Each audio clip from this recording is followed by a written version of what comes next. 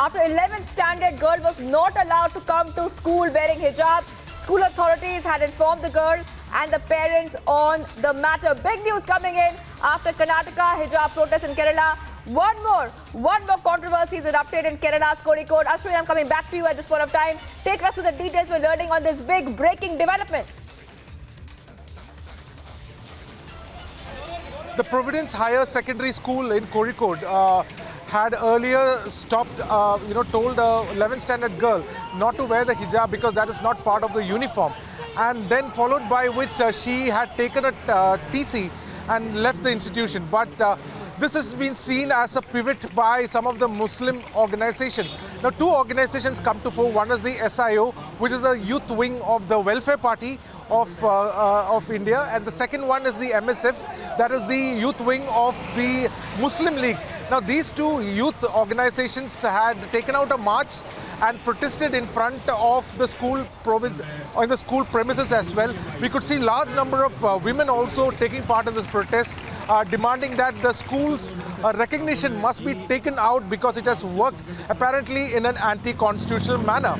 Now, this has raked in a lot of protest. Right now, these visuals speak for itself. The activists were taken out by the police as they resorted to some kind of violence.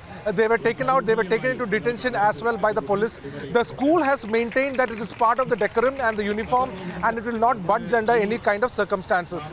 This has come from Kozhikode, from the Providence Higher Secondary Girls' School. It's a girls' school, remember. It's a girls' school in Kozhikode, and now the protesters have been taken out. Meanwhile, the Supreme Court is hearing this matter, at that time, this case now holds more importance because the SIO, which is part of the Welfare Party, the youth wing of the Welfare Party, and the Muslim League, which is known to have a very secular credential, has also come out stating that this is anti-constitutional and the school uniform must in fact work around to help where the girl wear a hijab and practice her religious rights inside the school as well. So what needs to be seen is how the police will handle it. Today, the police has taken some of the activists into detention. That has happened. But will it lead to a larger debate needs to be seen. Yes, Ashwin, I'll be coming back to you. I'll be coming back to you for this story from Kerala. I'm being joined by Brinda Adige, activist on the phone line. What is the reaction coming in right now? Because what we're learning so far is that protests have erupted outside a school in Kozhikode after a girl was not allowed to come to school wearing a hijab. I do not understand why they must have a protest, and if the protest is becoming violent, that's even worse. What we need to ask ourselves is, why is the choice to that woman not being given to access her education? There is no harm that comes to any other student if she wears the hijab and goes to school. It is not so much her religious right as much as her right to feel comfortable enough to access education. And I think it is wrong on our part to use the phrase religious rights. Everybody has religious rights, but then you are also conscious that you do not impinge on other people's rights per se. Here it is not so much of religious rights as much as that girl's right to wear the hijab and come to school. Very simple. Intolerance that she cannot wear the hijab and access education is not acceptable. It is bigotry if the institution says that it is not part of the uniform. Now, institutions have always been very inclusive. It is the last couple of months and years we are seeing this kind of increased intolerance, increased bigotry, and all of it every time falls on the shoulders of the woman. Whether it is a ghungat or an hijab, I have always said are both regressive. And this regressiveness cannot be continuously placed on the woman, saying you cannot access education. If you don't want to access, no problem, because you are wearing a hijab. That I think my government and educational institutions must start looking at seriously. Right. All right. Thank you, Brinda Adige, activist, for joining us on Republic TV. I just want to go back to Ashwin. Ashwin, we are seeing major protests. In fact, our viewers, if they're watching Republic TV, can see how much of chaos there is right now over this incident. The protest over the hijab. And now we are seeing, Ashwin, also that as this matter is also in the Supreme Court, we are seeing that it has spread to Kerala, and that is very interesting at this point of time, that from Karnataka, the hijab row is now spreading to Kerala, Ashwin.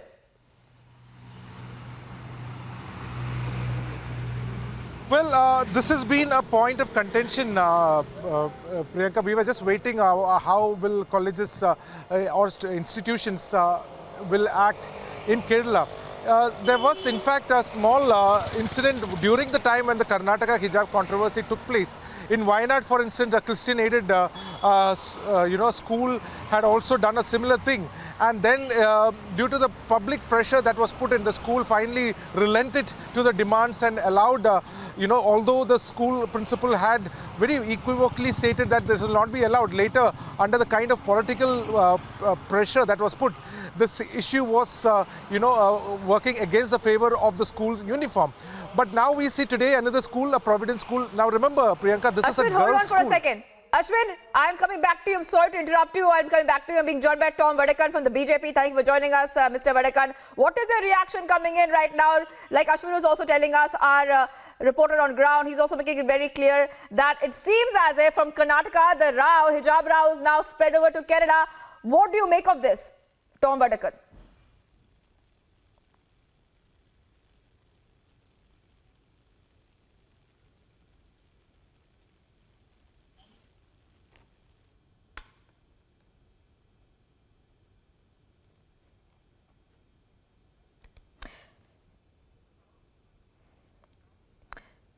Okay, Rahul Ishwar is also joining me. Thank you for joining us, Rahul Ishwar, activist on Republic TV. Thank you for joining us here. What is your reaction coming in? We are seeing a big protest outside the school over this controversy which has erupted. And now, as I was also trying to ask Tom Vadakan, and I don't think we have his line yet, we'll get him back. It seems as if the hijab row has spread from Karnataka all the way to Kerala, and we are seeing a lot of chaos there in Kozhikode.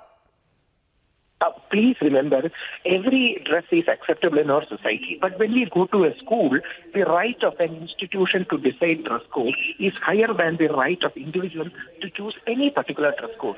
So there is unnecessary controversy being created over this.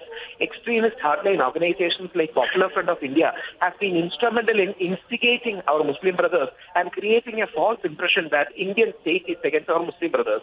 Every dress is celebrated in India, but when we go to a particular place or a school or a college or a court, they have their own dress codes. And please remember, Justice Fatima Bibi, the first female judge of India, may be Hindu, Christian or Muslim.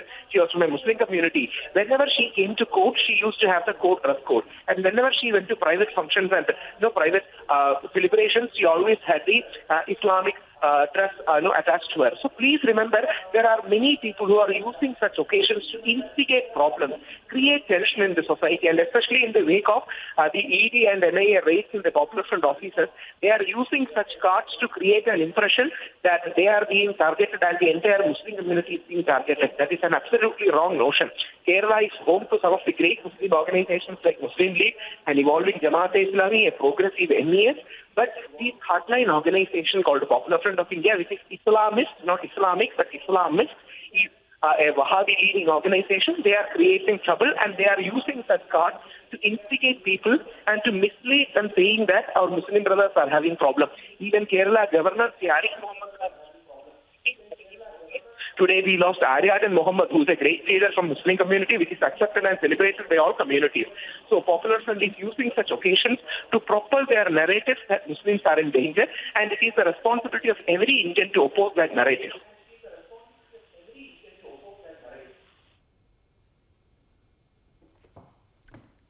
Right.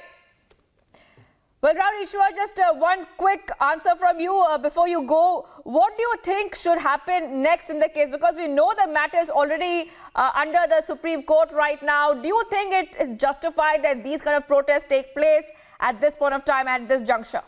Already the courts have seized upon this matter. Courts are considering. They are represented by very great lawyers from both sides. People like Dushyant Dave on one side, it definitely represent their case. Please remember, there is no issue in wearing hijab. But the core question is, can an individual's dress choice override the dress code of a particular institution? That is the only question in debate here.